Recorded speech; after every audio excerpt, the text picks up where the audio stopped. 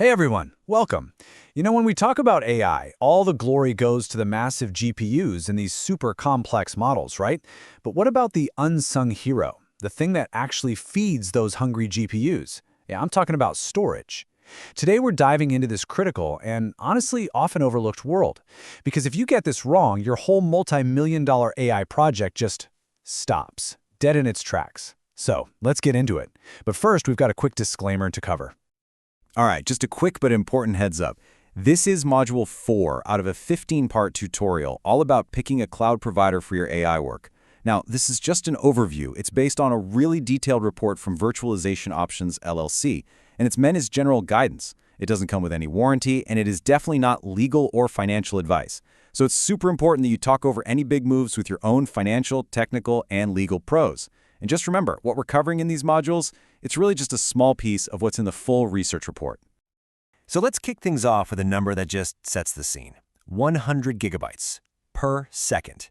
Just think about that for a second.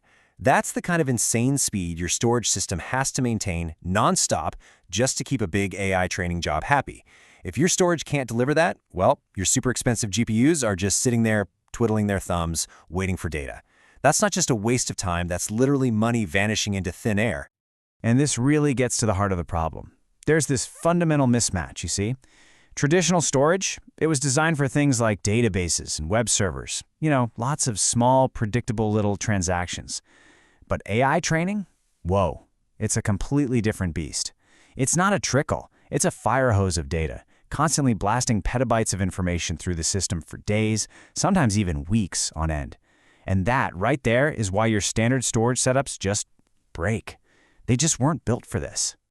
So our first big hurdle is a really sneaky one. And it's not about these giant video files you might be imagining. Nope. It's about millions, sometimes even billions, of tiny, tiny little files. This is a massive issue in areas like computer vision and natural language processing. And here's what that actually means.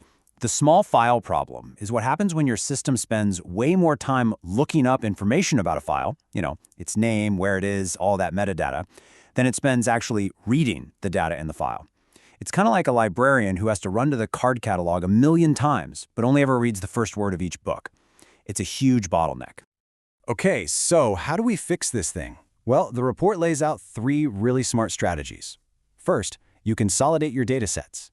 You got to package all those millions of tiny JPEGs into bigger sequential files, things like TF record or web dataset. Second, use data loaders that are built for this stuff, like NVIDIA's DALI, which are designed to pre-fetch and get data ready to go. And third, use client-side caching to keep that data super close to the GPUs, so you're not always going back to that slow main storage. All right, on to the next challenge. Let's say you've solved your data speed problem. Great, but now you've got a new headache. Your data sets are always changing, right? You're cleaning them, adding to them, tweaking them. So, how in the world do you keep track of which version of the data was used to create which model? This is all about data lineage. And this is the question that'll keep a data scientist up at night.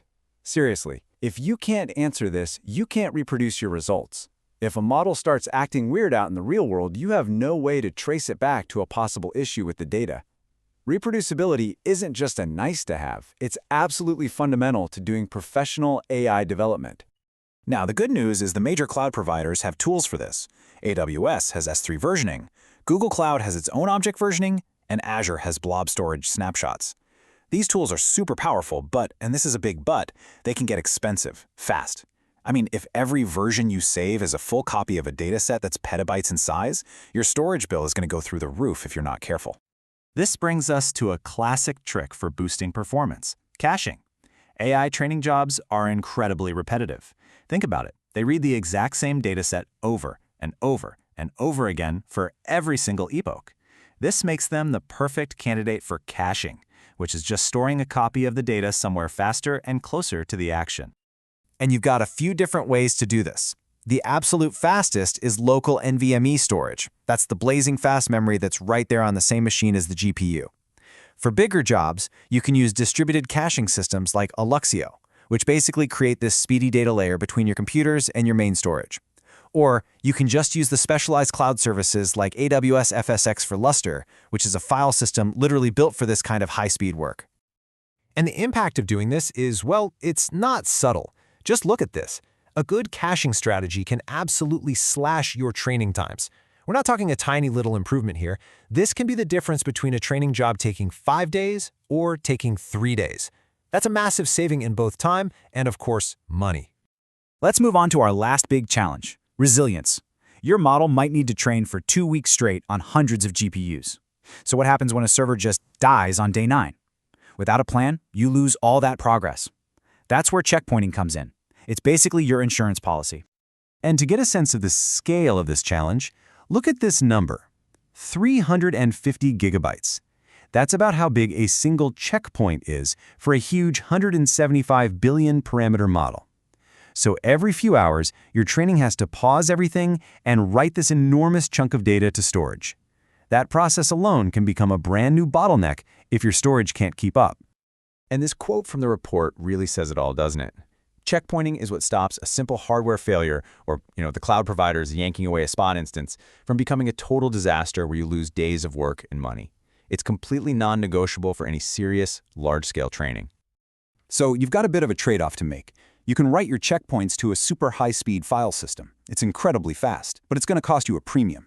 The other option is to write to cheaper object storage. This is way more cost-effective, but you often have to do it asynchronously, kind of in the background, so it doesn't stall the whole training job, and that adds its own layer of complexity to manage.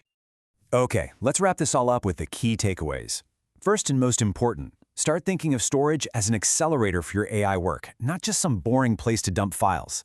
Second, get ahead of that small file problem before it absolutely crushes your performance. Third, version your data like your job depends on it, because it does, for reproducibility. Fourth, cache aggressively to keep those GPUs fed. And finally, plan out your checkpointing strategy. It's your safety net. Don't train without it. And that leaves us with one last thing to think about.